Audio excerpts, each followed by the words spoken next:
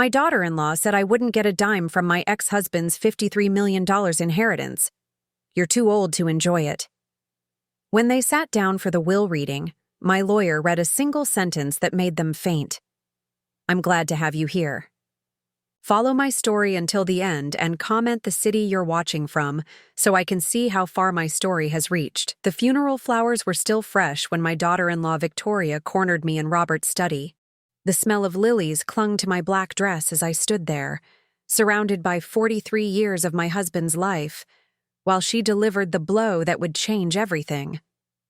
Let's be honest here, Helen, Victoria said, her perfectly manicured fingers drumming against Robert's mahogany desk. You're 64 years old. What exactly are you going to do with $53 million? My son Marcus stood behind her, arms crossed, avoiding my eyes. The same boy I'd rocked to sleep, nursed through fevers, cheered at Little League games. Now he looked at me like I was an obstacle to overcome. I clutched the arm of Robert's leather chair, the one where he'd spent countless evenings reading while I worked on my crossword puzzles nearby. This is my home, I whispered, my voice barely audible. Robert and I built this life together. Victoria laughed, a sharp sound that cut through the silence of the house. Built what? You've been playing house while Robert built an empire. Do you even know how to manage that kind of money? You still balance your checkbook by hand. The words stung because they held a grain of truth. I'd always left the finances to Robert. He'd insisted on it, actually, wanting me to focus on our home, our family. Now that felt like a lifetime ago. The lawyers are expecting us Thursday morning. Marcus finally spoke, his voice flat and businesslike. We've already drafted the papers. You sign over your inheritance rights, and we'll make sure you're comfortable in a nice senior community. A senior community? My legs felt weak. I sank into Robert's chair, and Victoria's expression immediately hardened. Don't get dramatic, Helen. Sunny Hills is lovely. They have bingo on Wednesdays. Her tone was condescending, the way you'd talk to a confused child. You'll have everything you need. Medical care, activities, people your own age. Robert left me this house in his will, I said, though my voice lacked conviction. Had he? In the chaos of his final days, the hospital visits, the medications, I hadn't thought about legal documents. Victoria exchanged a look with Marcus, and I caught something in that glance, something that made my stomach turn cold. Mother, Marcus said, using the formal tone he'd adopted years ago when he married Victoria. Dad wasn't thinking clearly toward the end. The medication, the stress of being sick. He made some questionable decisions. Questionable decisions? I stood up so quickly the chair spun. Your father's mind was sharp until the day he died. Was it, though? Victoria pulled out her phone and started scrolling. Because I have recordings of him calling me Margaret last month. That was his first wife's name, wasn't it? The one who died 20 years before he met you? The room tilted. Robert had been confused that day, yes, but the doctors said that was normal with the pain medication, hadn't they? He also asked me to remind him how old his grandson was, Victoria continued, her voice taking on a mock-sympathetic tone. We don't have children, Helen. Marcus and I have been married 8 years, and we don't have children. I felt like I was drowning. Robert had bad days, but... Bad days? Marcus interrupted. Mom, he forgot your anniversary last year. He kept asking why there were flowers in the house. That wasn't true. Robert had been tired, yes, but he'd remembered our anniversary. He'd given me the pearl earrings I was wearing right now. My hand automatically went to my ear, touching the smooth surface of the pearl. We're not trying to hurt you, Victoria said, stepping closer. We're trying to protect you, and honestly, we're trying to protect Robert's legacy. Do you want people to remember him as the man whose elderly widow lost everything to scam artists? I'm not elderly, I said weakly, hating how pathetic I sounded. You're not young either, Victoria replied. Helen, be practical. What would you do with this house? It's 6,000 square feet. You'd rattle around in here like a ghost. And the money? Investment bankers would line up to take advantage of you the moment they heard you were a rich widow. She painted a picture that terrified me. Me, alone in this massive house, making financial decisions I didn't understand, slowly being drained of everything Robert had worked for. Maybe she was right. Maybe I was too old, too naive, too trusting. "The papers are simple," Marcus said, pulling a folder from Robert's desk drawer. "Had they prepared this beforehand? You transfer your inheritance rights to us, and we'll ensure you're taken care of for life. You'll have a monthly allowance, full medical coverage, and we'll visit regularly." Visit? I looked at my son, really looked at him. When had his eyes become so cold? "Marcus, this is my home. This is where your father and I—" "Where you what?" Victoria's voice turned sharp again. "Had a marriage? Helen, let's not pretend this was some great love story. You were Robert's second wife. His consolation prize after Margaret died. The cruelty of it took my breath away." "That's not true, isn't it? You were 21 when you married him. He was 45, a widower with a baby. You were his nanny who happened to be convenient." Each word was a carefully aimed arrow, because there was truth in them, twisted though they were. I had been young when I married Robert. I had been Marcus's nanny first. But Robert had loved me. He'd chosen me. He'd built a life with me. "Sign the papers, Helen," Victoria said, her voice returning to that false sweetness. "Stop making this harder than it needs to be. We're family. We're trying to help you." I stared at the documents Marcus held out to me. Legal language I didn't understand, but the intent was clear. They wanted me to disappear quietly, to fade away so they could inherit everything without the inconvenience of caring for Robert's widow. "I need time to think," I managed to say. Victoria's smile never wavered, but something dangerous flickered in her eyes. "Of course you do. But Helen? Don't take too long. These arrangements at Sunny Hills don't stay available forever."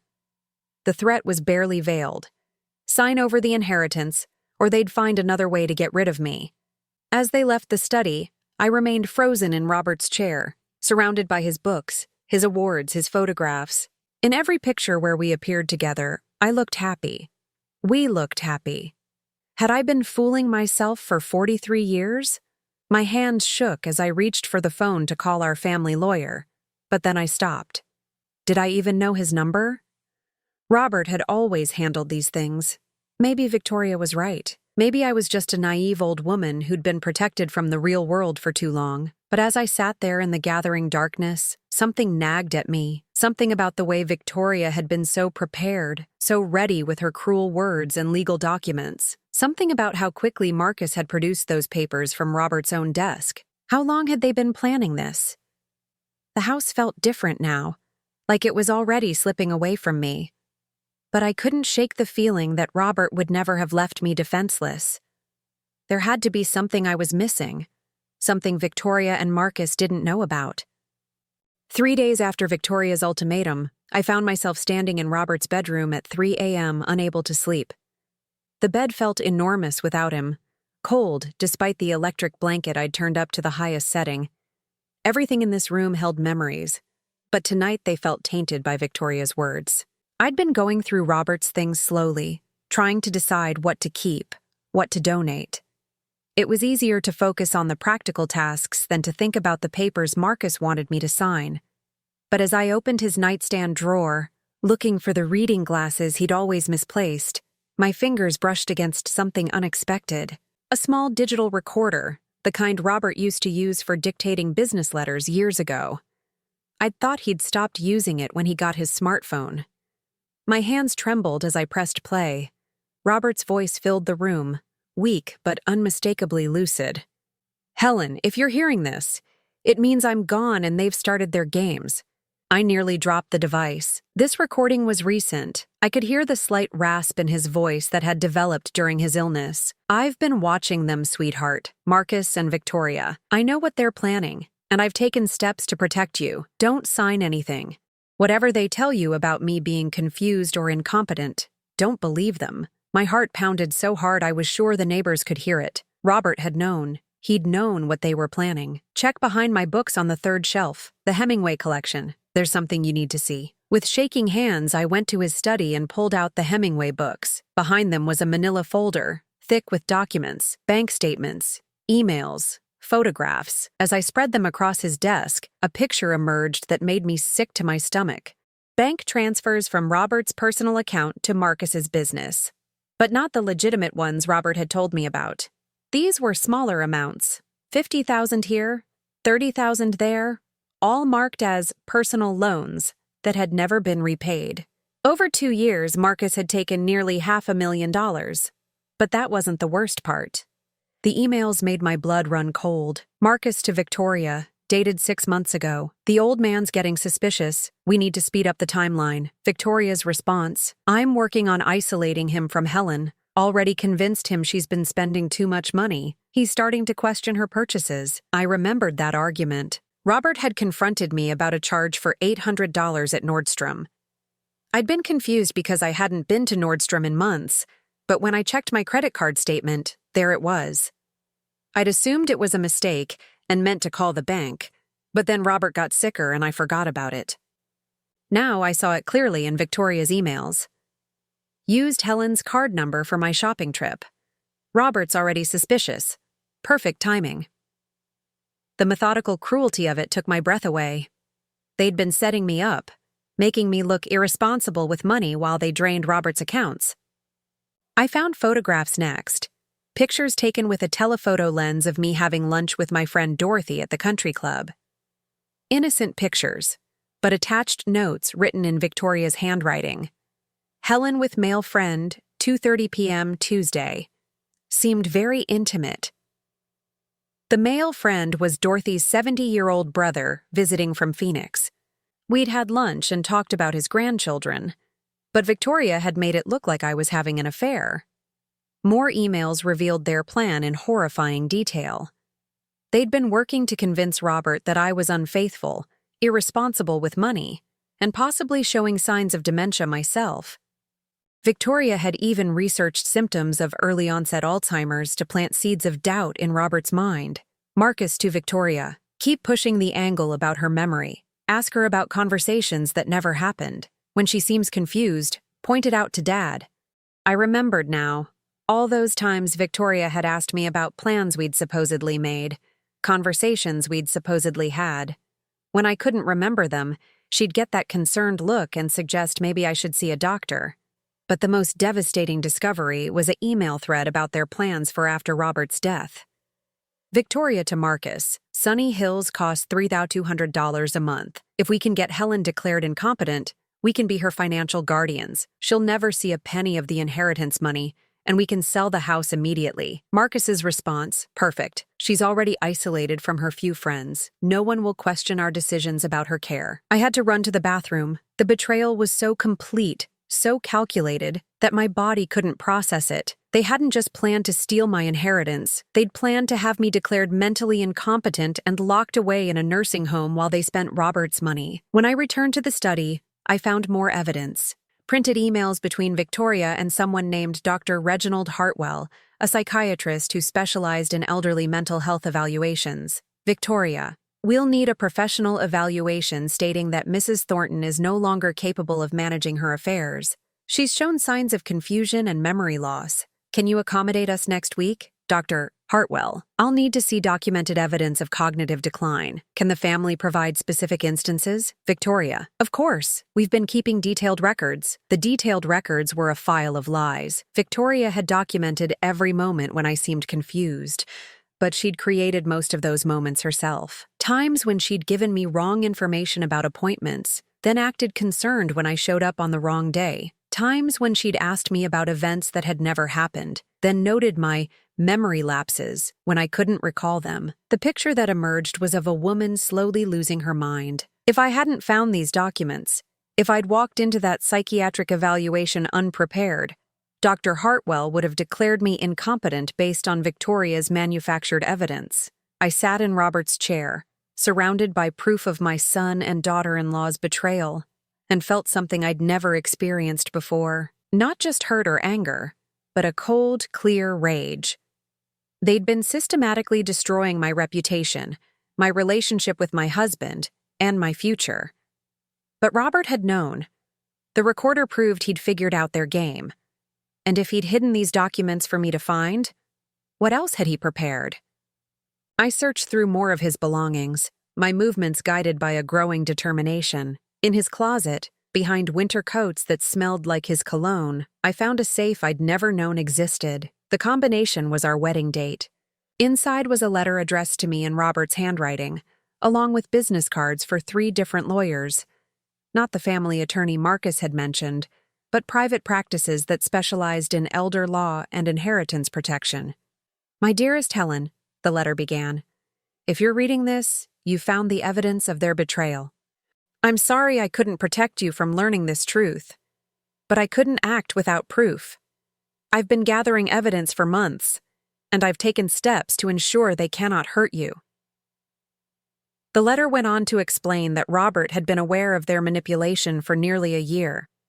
He'd hired a private investigator, changed his will without telling anyone, and set up protections that Marcus and Victoria knew nothing about. "They think I was a confused old man in my final months," he wrote. "I let them think that. It was easier to catch them in their lies when they thought I wasn't paying attention." As I held Robert's letter, I realized that Victoria and Marcus weren't the only ones who had been playing a game. Robert had been playing too, and he'd been several moves ahead of them the entire time. But the most important line in his letter was at the end. "Don't sign anything until you meet with my attorney. James Morrison knows everything. Trust him, and trust the plan we made together." I looked at the business card for James Morrison, attorney at law. His office address was across town, far from the family lawyer Marcus had mentioned. This was Robert's secret lawyer, the one who knew the truth about everything. For the first time since Robert's death, I felt hope. My husband hadn't left me defenseless after all. He'd seen what was coming and prepared for it. Victoria and Marcus thought they were dealing with a naive, grieving widow. They had no idea that Robert had been planning his own strategy all along. I clutched Robert's letter to my chest and smiled for the first time in weeks. My son and daughter-in-law had underestimated both of us. Now it was time to find out exactly what Robert had planned for their betrayal. James Morrison's law office was nothing like the polished marble and mahogany I'd expected.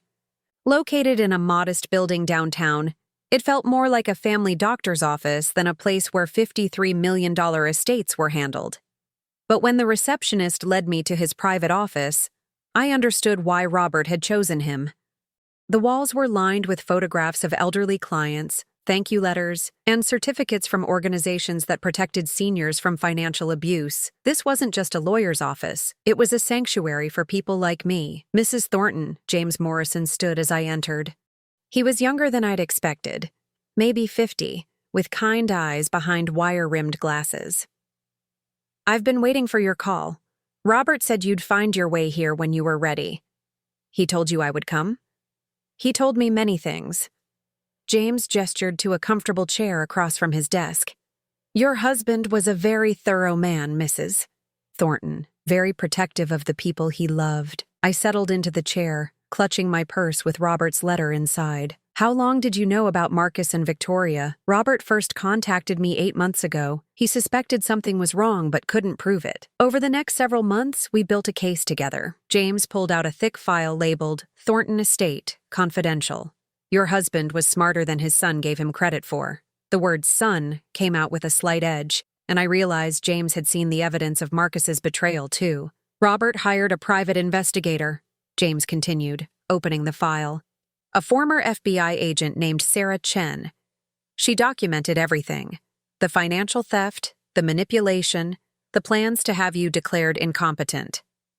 He handed me a photograph, and my breath caught. It showed Victoria and Marcus at an expensive restaurant, toasting with champagne. The timestamp showed it was taken the day after Robert's diagnosis, when they'd supposedly been devastated by the news. "Sarah recorded their conversations," James said. "Would you like to hear what they really thought about your husband's illness?" I nodded, though part of me dreaded what I might hear. James pressed play on a small device. Victoria's voice filled the room, clear and cold. "Finally, I was wondering how long we'd have to wait for the old man to keel over." Marcus's response made my stomach turn. "The timing is perfect. Helen's already emotionally fragile. We can use that. And if she gets suspicious, she won't. She's been dependent on Dad for everything her whole life. She has no idea how to handle real-world situations. I closed my eyes, but James's gentle voice brought me back. There's more, Mrs. Thornton. They discussed their plans in detail. The recording continued. Victoria describing how they would isolate me from friends, make me question my own memory, and eventually have me committed to a facility where I'd have no control over my finances. The beautiful part, Victoria's voice continued, is that Helen will actually thank us for taking care of everything. She's so used to being taken care of that she'll see it as kindness. What about Dad's will? Marcus asked on the recording. He's already showing signs of confusion. If we need to, we can contest it. Claim he wasn't mentally competent when he wrote it. With Helen declared incompetent too, we'll be the only ones left to inherit. But then Marcus said something that made my blood freeze. What if he changes the will? He's been asking a lot of questions about our business lately. Victoria's laugh was sharp and cruel. Let him change it. A confused old man's last-minute changes to his will? Any judge would see that as evidence of mental incompetence. We're covered either way. James stopped the recording. They underestimated your husband, Mrs. Thornton. Robert was never confused. He was investigating. But he seemed so. I struggled for the words. There were times when he did seem lost. He was acting, James said gently. It was the only way to gather evidence without making them suspicious. Robert let them think they were manipulating him, while he was actually documenting everything they did. James opened another section of the file, revealing photographs, bank records, and transcripts of recorded conversations. Your husband spent months building this case. He knew that when the time came, he'd need irrefutable proof of their intentions. What kind of proof? Video recordings of them discussing their plans to steal from the estate, bank records showing Marcus's unauthorized withdrawals, evidence of Victoria's credit card fraud, and most importantly, documentation of their plan to have you declared mentally incompetent. I stared at the evidence spread across James's desk. How did he gather all this without them knowing? James smiled. Your husband was more tech-savvy than he let on. He installed cameras in his study, recorded phone conversations, and even wore a wire during some of their visits. Sarah Chen helped him set everything up. The picture became clearer. All those times Robert had seemed to nap during Marcus and Victoria's visits, he'd been recording their conversations. When he'd asked them to repeat things because he couldn't hear well, he'd been making sure the recording device caught every word. The medication confusion was an act too, James continued. Robert was sharp until the very end. But he let them think the drugs were affecting his mind because they revealed more of their plans when they thought he wasn't really listening. I remembered those final weeks, how Robert would sometimes stare off into space during Victoria's visits, how he'd ask the same questions repeatedly. I'd worried about his mental state, but he'd been performing for an audience of 2. He protected you the only way he could, James said, by letting them think they'd already won. What about the will? James's expression grew serious. That's where your husband's plan gets truly brilliant. He created multiple versions of his will over the past year. The one Marcus and Victoria know about, the one they're expecting, does leave most of the estate to them, with provisions for your care at Sunny Hills. My heart sank. So they were right about... No, James's voice was firm. That will was a decoy. Robert made sure Marcus and Victoria saw drafts of it, left copies where they could find them. He wanted them to feel confident about their inheritance. A decoy? The real will, the one that's legally binding, was executed just 6 weeks before Robert's death. It includes specific clauses about inheritance forfeiture for family members who engage in elder abuse, financial exploitation, or attempts to manipulate the testator's mental capacity. James pulled out a legal document with Robert's signature, witnessed and notarized. This is the real will, Mrs. Thornton, and according to its terms, Marcus and Victoria have disqualified themselves from any inheritance through their own actions. What does that mean? It means you inherit everything. The house, the investments, the business interests, all $53 million. Marcus and Victoria get nothing. The room seemed to spin. Nothing? Well, not quite nothing. Robert left them each exactly $1, along with a detailed explanation of why they're being disinherited. He wanted to make sure there was no legal ambiguity about his intentions. James handed me another document, a letter Robert had written to be read with the will. Even through my tears, I could see his careful handwriting. To my son, Marcus, and his wife, Victoria, you have shown me that blood relations mean nothing without love and respect. Your greed and cruelty toward my beloved wife, Helen, have earned you this inheritance, the knowledge that your own actions have cost you everything. When will they find out? I asked. At the official reading tomorrow. They'll be expecting to hear their names as primary beneficiaries. Instead, they'll learn that they've been completely cut out. I thought about Victoria's smug confidence, Marcus's casual cruelty. They had no idea what was coming. There's one more thing, James said. Robert included a provision that if Marcus and Victoria attempt to contest the will or harass you in any way, evidence of their financial crimes will be turned over to the district attorney. Sarah Chen has already prepared the criminal complaint. Criminal complaint?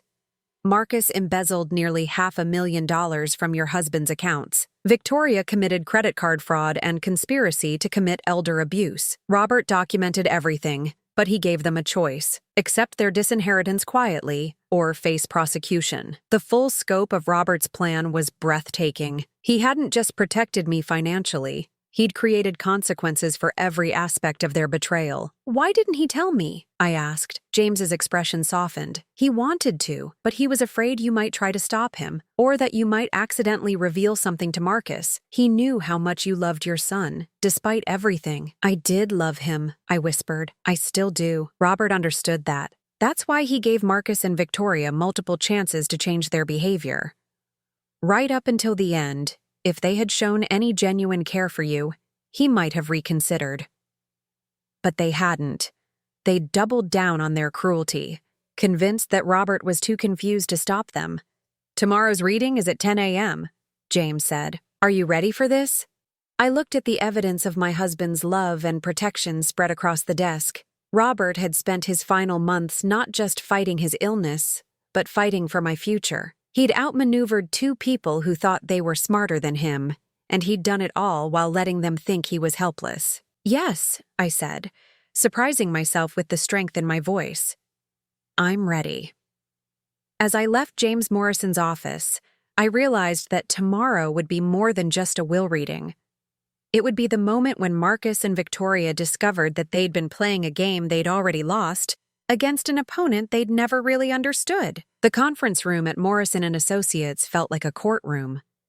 I sat in a leather chair across from Marcus and Victoria, my hands folded in my lap, trying to look like the helpless widow they expected me to be. James Morrison sat at the head of the polished table, Robert's will in a manila folder before him. Victoria had dressed for the occasion in a black Chanel suit that probably cost more than most people's monthly salary. She kept checking her phone, as if inheriting $53 million was just another appointment on her busy schedule. Marcus wore a dark suit I recognized. Robert had bought it for him last Christmas, back when we still believed he was a loving son. Thank you all for coming, James began formally. We're here for the reading of Robert Thornton's last will and testament, executed on February 15th of this year. Victoria looked up from her phone. February? That's only 6 weeks before he died. Was he mentally competent to make changes so close to the end?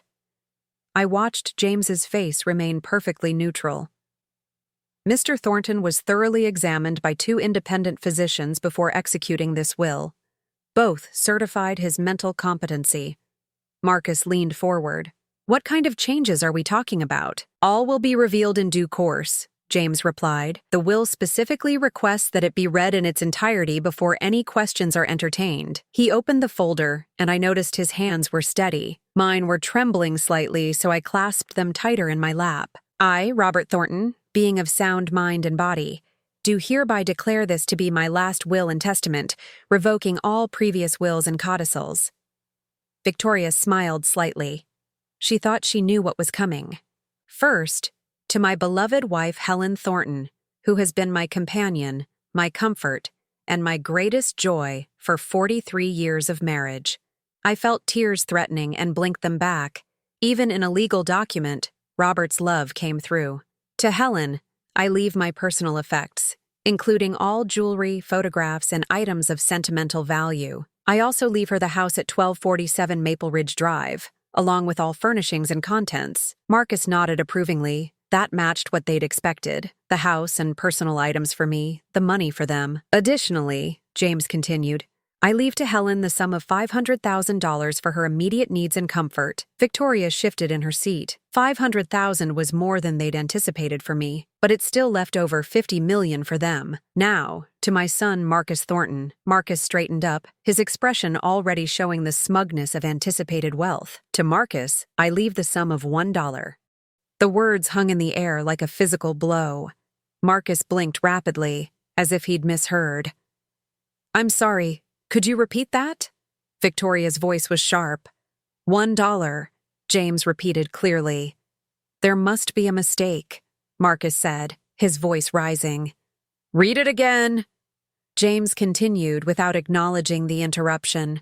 To Victoria Thornton, wife of my son, I leave the sum of $1. Victoria shot to her feet. This is ridiculous. Robert wasn't competent. No father leaves his son $1. This will is invalid. Please sit down, Mrs. Thornton, James said calmly. There's more. Victoria remained standing, her face flushed with anger and disbelief. Marcus looked like he might be sick. The remainder of my estate, James continued, including all bank accounts, investment portfolios, business interests, and real estate holdings not otherwise specified, totaling approximately $52.5 million, I leave entirely to my wife Helen Thornton. The silence that followed was deafening. I could hear the air conditioning humming, the distant sound of traffic outside, my own heartbeat pounding in my ears. This is impossible, Victoria whispered. Furthermore, James read, I include the following explanation for these bequests. He looked up at Marcus and Victoria. This is a letter your father wrote specifically for this moment. Victoria sank back into her chair, her face pale. To my son, Marcus and his wife Victoria, for the past year, I have watched you systematically manipulate, deceive, and plan to betray the woman I love most in this world. I have documented your theft of nearly $500,000 from my accounts. I have recorded your discussions of having Helen declared mentally incompetent so you could control her finances. I have evidence of your credit card fraud and your elaborate plans to isolate her from friends and family. Marcus's hands were shaking now. He was sick. He was paranoid. This isn't— James held up a hand for silence and continued reading. You believed I was too confused by medication to understand what you were doing. You were wrong. Every cruel word about Helen, every plan to steal from this family, every moment you thought I was too weak to protect my wife, I was watching, listening, and documenting. Victoria's perfect composure finally cracked. You can't do this. We're family. We took care of him. You took care of yourselves, I said quietly, speaking for the first time since the reading began. I heard the recordings, Victoria. I saw the bank statements. She whirled to face me, her eyes blazing. You don't understand. You're not capable of understanding. That money should go to people who can actually use it productively, the way Marcus used it productively when he stole it for his failed business ventures? I asked. Marcus slammed his hand on the table. That wasn't stealing. Dad knew I needed help with the company. Did he know you forged his signature on the transfer authorizations? James asked mildly. Because we have handwriting analysis that proves you did. This is a setup, Victoria said, her voice becoming shrill. Helen manipulated a sick old man into changing his will. She's the one who should be investigated. James opened another folder. Actually, Mrs. Thornton, let me share something else your father-in-law included in his will. He pulled out a photograph and placed it on the table. It showed Victoria and Marcus at a real estate office, clearly visible through the window, shaking hands with an agent. This was taken 3 weeks before your father-in-law's death, James said to Marcus. You were already shopping for investment properties with money you hadn't inherited yet. Victoria grabbed the photo. This proves nothing. It proves you were so confident of inheriting that you were already spending the money, James replied. The real estate agent is prepared to testify that you put down a deposit on a $2 million property, claiming you'd have full payment within the month. Marcus looked like he was about to vomit. We were planning ahead. That's not illegal. No, but embezzlement is illegal. Credit card fraud is illegal. Conspiracy to commit elder abuse is illegal. James pulled out yet another document. Your father included specific instructions about what should happen if you contest this will or attempt to harass Helen in any way. What kind of instructions? Victoria asked, though her voice suggested she already feared the answer. All evidence of your criminal activities will be turned over to the district attorney's office. Sarah Chen, the private investigator your father hired, has already prepared criminal complaints against both of you. The color drained from Victoria's face. Sarah Chen? You met her, actually. She was the home health aide you thought Robert had hired for his final weeks.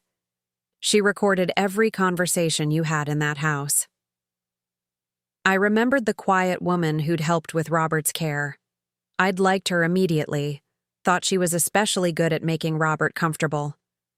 Now I understood why. She wasn't just caring for him, she was helping him protect me. This is extortion, Marcus said weakly. No, James replied. This is justice. Your father has given you a choice. Accept your $1 inheritance quietly, never contact Helen again, and your criminal activities remain a private family matter. Or contest the will and face the full consequences of your actions in criminal court. Victoria was hyperventilating now. We have rights. We have legal rights. You forfeited your rights when you chose to steal and manipulate, I said, standing up. For the first time in weeks, I felt strong. Robert loved you, Marcus. Even at the end, he hoped you might change, but you didn't. Mom, please, Marcus said, and for a moment he sounded like the little boy I remembered. We can work this out. Family shouldn't fight like this. You're right, I said. Family shouldn't steal from each other. Family shouldn't plan to have their mother declared incompetent. Family shouldn't celebrate their father's terminal diagnosis as a business opportunity. Victoria stood up abruptly, her chair scraping against the floor. Fine. You want to play this game? We'll contest everything. We'll tie this up in court for years. James reached for his phone. Should I call District Attorney Williams now, or would you prefer to make that call yourself when you're arrested? You're bluffing, Victoria said, but her voice lacked conviction. James pressed a button on his phone. Sarah, could you bring in the evidence boxes? Mrs. Victoria Thornton would like to see what we'll be presenting to the DA. The door opened and a woman I recognized as Robert's health aide entered, wheeling a cart loaded with file boxes. Hello again, Mrs. Thornton, Sarah Chen said to me with a gentle smile. Your husband was very proud of you. He said you'd handle this with more grace than they deserved.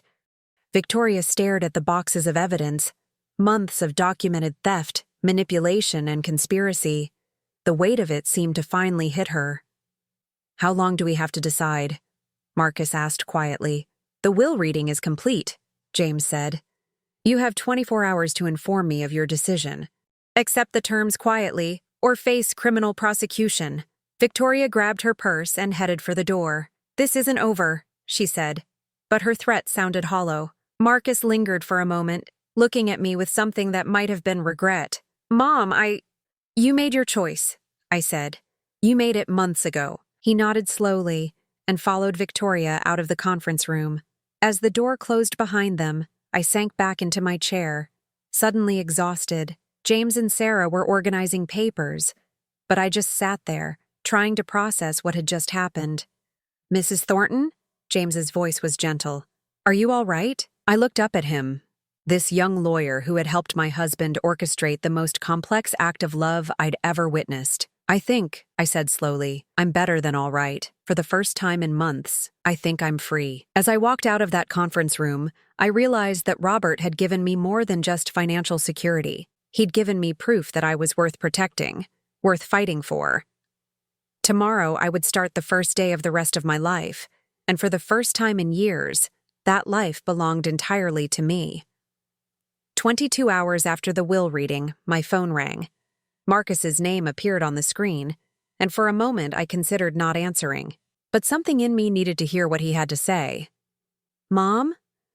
His voice was different, smaller, defeated. Can we talk? Victoria and we'd like to come over. To my house? I asked. After everything they'd done, they wanted to return to the scene of their attempted crime. Please, we need to discuss the situation. I looked around the living room where just days ago Victoria had called me too old to manage money. The same room where Marcus had produced papers to strip me of everything Robert and I had built together. 1 hour, I said. And Marcus, don't bring papers for me to sign. When they arrived, the change in their demeanor was startling. Victoria's designer confidence had evaporated.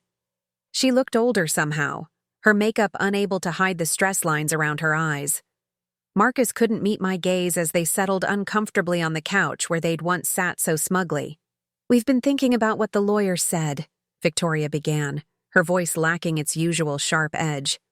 "About the criminal charges." And I sat across from them, my hands folded in my lap, waiting. Marcus finally looked up. "How long did Dad know? About about what we were planning? Long enough to protect me from you." I kept my voice steady, though seeing my son's defeat stirred complicated emotions. "He hired investigators, Marcus. He recorded your conversations. He knew about the stolen money, the forged signatures, the plans to have me committed." Victoria flinched. "We never actually tried to have you committed. Only because Robert died before you could complete your plan." I pulled out copies of the emails James had given me. "But you had already contacted Dr. Hartwell. You had already researched facilities. You had already decided my fate." "That was just contingency planning," Marcus said weakly. "Contingency planning?" My voice rose despite my efforts to stay calm. "You planned to steal my inheritance, isolate me from friends, and lock me away in a nursing home. What part of that sounds like love to you?" Silence filled the room. Victoria stared at her hands while Marcus struggled with words that wouldn't come. "Your father left you each $1, I continued, "but he also left you a choice. Accept it and walk away or face criminal prosecution for everything you've done." "The theft charges?" Victoria said quietly. "How serious are they?" "Serious enough that you could both face prison time." I had no sympathy left for her fears. "Marcus embezzled nearly $500,000. You committed credit card fraud. Together you conspired to commit elder abuse against a terminally ill man." Marcus buried his face in his hands. "I never meant for it to go this far." "When did you mean for it to stop?" I asked. "When I was locked away and you had spent all of Robert's money? When I died alone in some facility while you lived in luxury?" "We would have visited," Victoria said, then seemed to realize how pathetic that sounded. "Like you visited after your father's funeral?" I stood up and walked to the window, needing distance from their presence. "You celebrated his death, Victoria. I heard the recording. You toasted with champagne while I was grieving." "We were relieved," she admitted. "He'd been sick for so long." "He'd been sick for 3 months. You were relieved because you thought you could finally get rid of me." The weight of their betrayal settled over the room like a suffocating blanket. These were the people I'd loved, trusted, welcomed into my family, and they had seen me as nothing more than an obstacle to their greed. "What do you want from us?"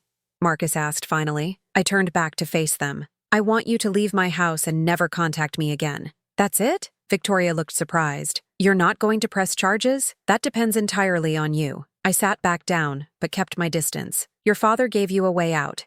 Take your dollar inheritance, walk away quietly, and we never have to see each other again." "What about the business?" Marcus asked. "Dad's construction company. I've been running it for 5 years. You've been running it into the ground for 5 years." I had done my homework since the will reading. "The company Robert built is now worth exactly what you're inheriting from his estate. $1.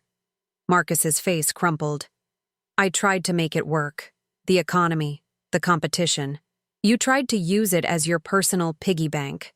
Every time the company made money, you transferred it to your personal accounts for business expenses that were actually vacations and luxury purchases." Victoria shifted uncomfortably. She'd been the beneficiary of many of those business expenses. "Here's what's going to happen," I continued. "You'll sign over any remaining business assets to settle the company's debts. You'll return the credit cards you've been using fraudulently, and you'll disappear from my life." "What about our house?" Victoria asked. "The mortgage depends on Marcus's job with the company." "You should have thought of that before you decided to steal from his dying father." I felt no sympathy for their financial problems. "You're both young enough to start over, get jobs, build something honest for once.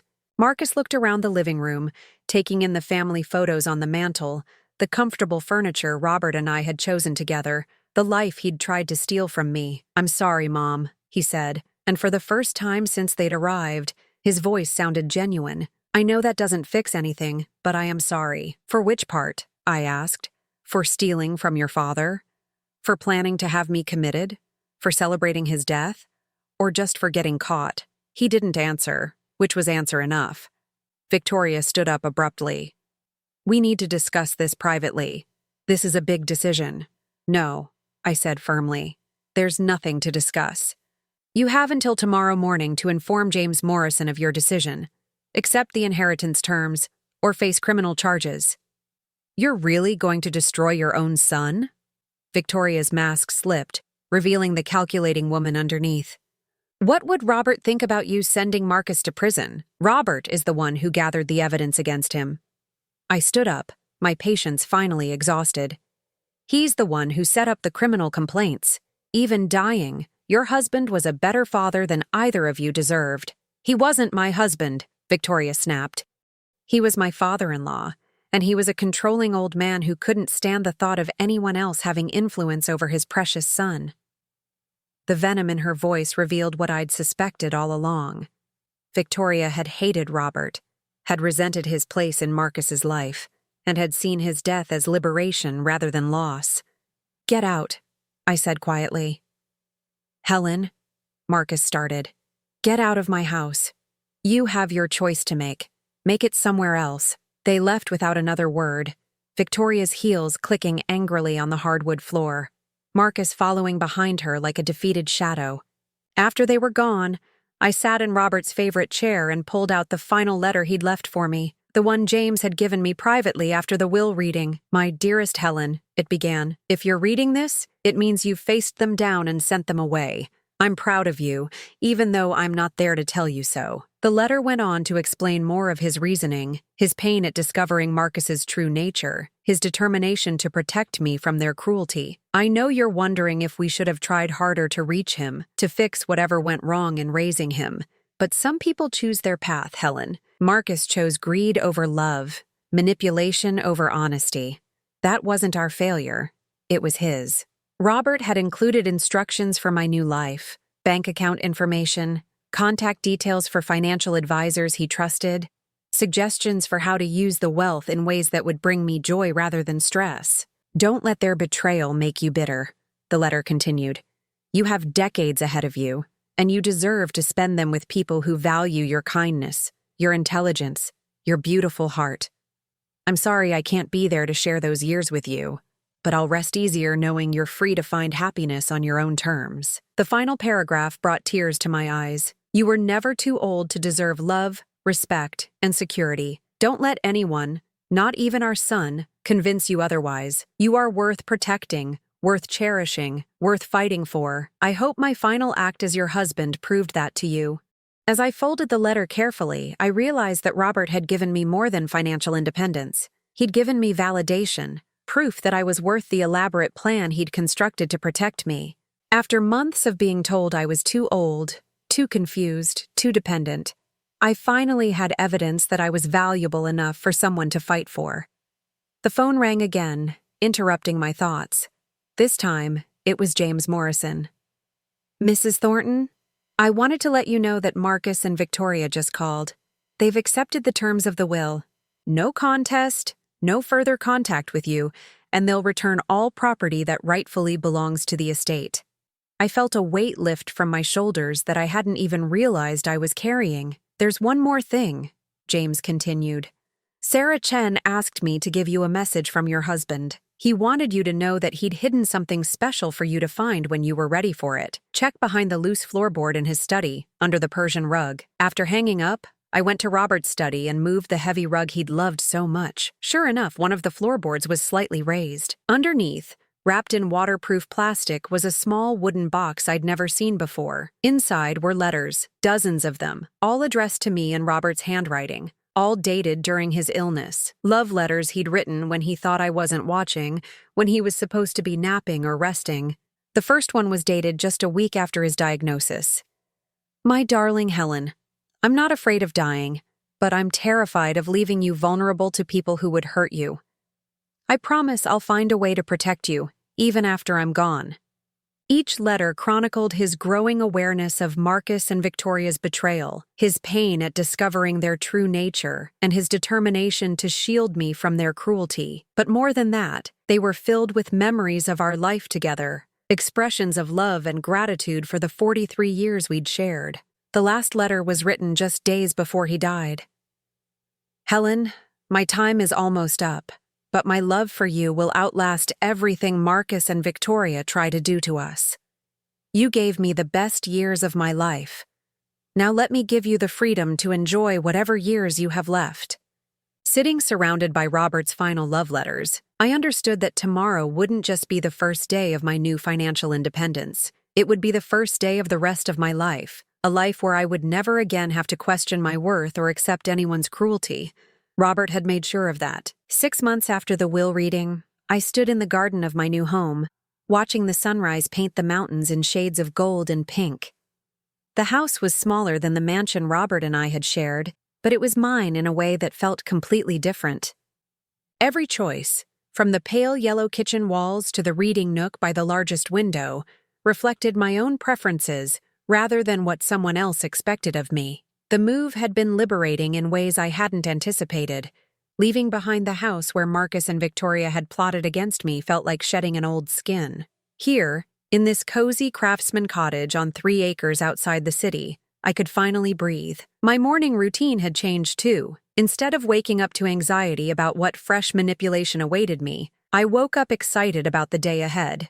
Today, like every Tuesday for the past 3 months, I was volunteering at the senior center downtown, teaching watercolor classes to people who, like me, had discovered that being 64 meant you were just getting started. The irony wasn't lost on me.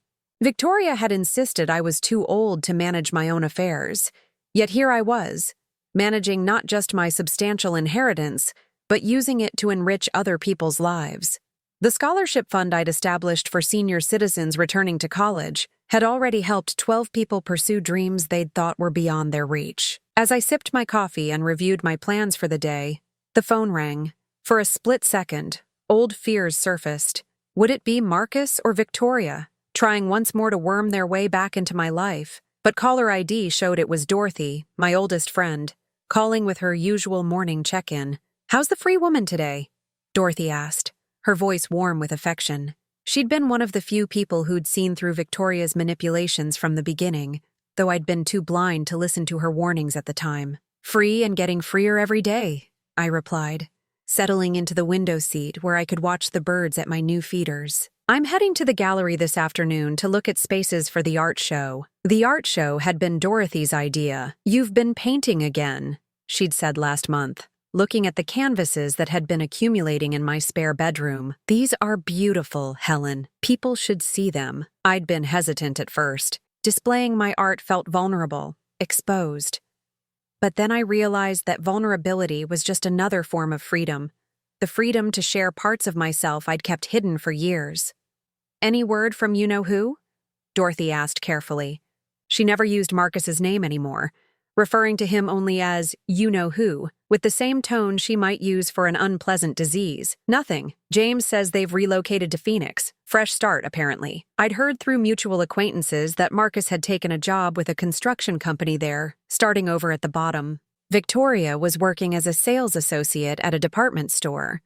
The humbling they'd brought on themselves was complete. "Good riddance," Dorothy said firmly. "You deserve peace." After we hung up, I finished my breakfast and prepared for my volunteer shift. The senior center had become more than just a place to donate my time. It had become a community of people who understood that life didn't end at retirement, that there were still adventures to be had, relationships to build, dreams to pursue. At the center, I was setting up supplies for the watercolor class when Margaret Stillwell approached me. Margaret was 78, had been widowed for 5 years, and had signed up for art classes because her daughter insisted she needed age-appropriate activities. "Helen," Margaret said, her voice excited, "I have news. I showed my paintings to my granddaughter, and she wants to feature them in her coffee shop. She says people would pay money for them." I smiled at Margaret's enthusiasm. 6 months ago, she'd been convinced her creative days were behind her. Now she was planning her first art sale. That's wonderful, Margaret. You've found your voice. My voice, she repeated thoughtfully. I like that. For so many years, I let other people tell me what I should want, what I should do. My husband, my children, even my doctor. But these paintings, they're mine. As the class progressed, I watched 12 seniors discover joy in mixing colors, in creating something beautiful with their own hands. Many of them were like Margaret, people who'd been told by family members that they were too old for new pursuits, too set in their ways to change. Helen, called out Frank Morrison, a retired engineer whose family had tried to convince him to move to assisted living after his wife died. This purple doesn't look right. What am I doing wrong? I walked over to examine his work, a landscape of the park where he and his late wife used to walk. You're not doing anything wrong, Frank. You're just learning what colors speak to you. Try adding a touch of blue. Frank had become one of my favorite success stories. 6 months ago, his adult children had been pressuring him to sell his house and move into a facility because they worried about him living alone. Now, he was taking art classes, had joined a hiking group, and was dating a lovely woman named Ruth from the book club.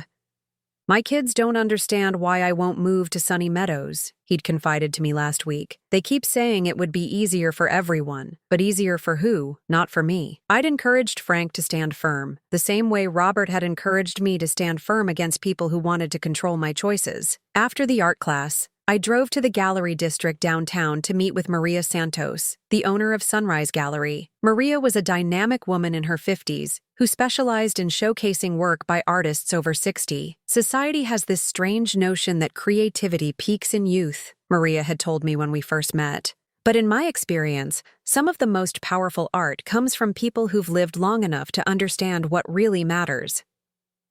Today, we were finalizing plans for my first solo show. The theme was Second Chances, paintings I'd created since Robert's death, each one representing some aspect of my journey from victim to survivor to someone who was genuinely thriving. This one, Maria said, stopping in front of a canvas I'd painted last month. It showed a bird breaking free from a gilded cage, its wings spread wide against a sky full of possibilities. This will be your centerpiece. There's so much emotion in it. I studied the painting, remembering the day I'd created it. I'd been thinking about Robert's love letters, about how he'd fought to give me wings even as he was dying. The bird in the painting wasn't just escaping, it was celebrating its freedom.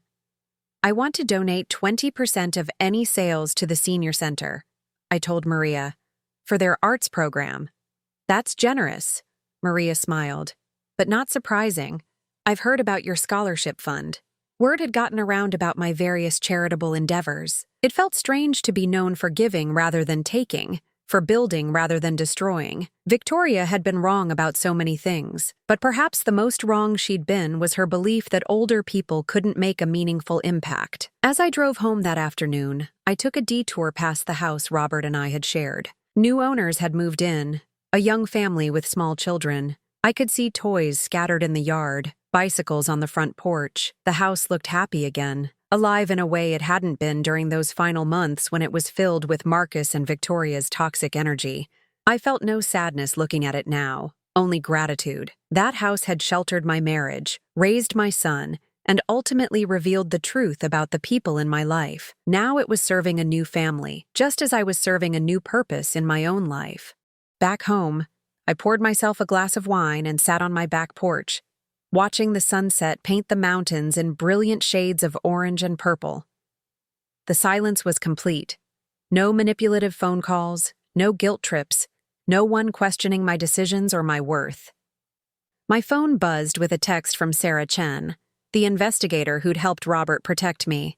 She checked in occasionally, partly professional courtesy and partly genuine friendship. Saw the announcement about your art show in the paper. Robert would be so proud. I typed back, "He gave me the freedom to discover who I really am. You always were this person," came her reply.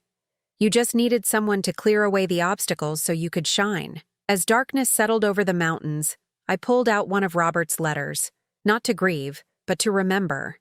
His words had become a source of strength rather than sorrow, reminding me that love doesn't end with death. It transforms into something that continues to protect and guide. You are worth protecting, worth cherishing, worth fighting for. I read aloud to the evening air. I hope my final act as your husband proved that to you. It had proven it beyond any doubt, but more than that, Robert's plan had proven it to me. After 64 years of being told by various people that I was too young, too old, too naive, too dependent, I finally knew my own worth. The art show was scheduled for next month. My paintings would hang in a real gallery, with my name on a placard, with people paying money to take them home. At 64, I was having my first solo exhibition. Margaret had been right about finding your voice.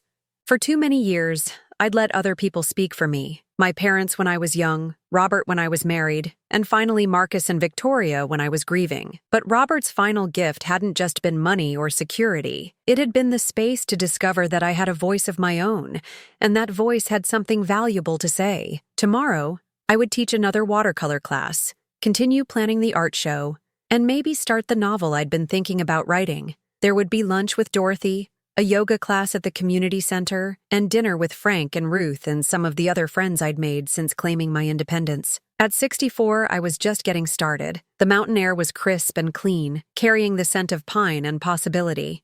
In the distance, I could see lights beginning to twinkle in houses where other people were settling in for the evening. Other people who might be facing their own struggles with family members who underestimated them.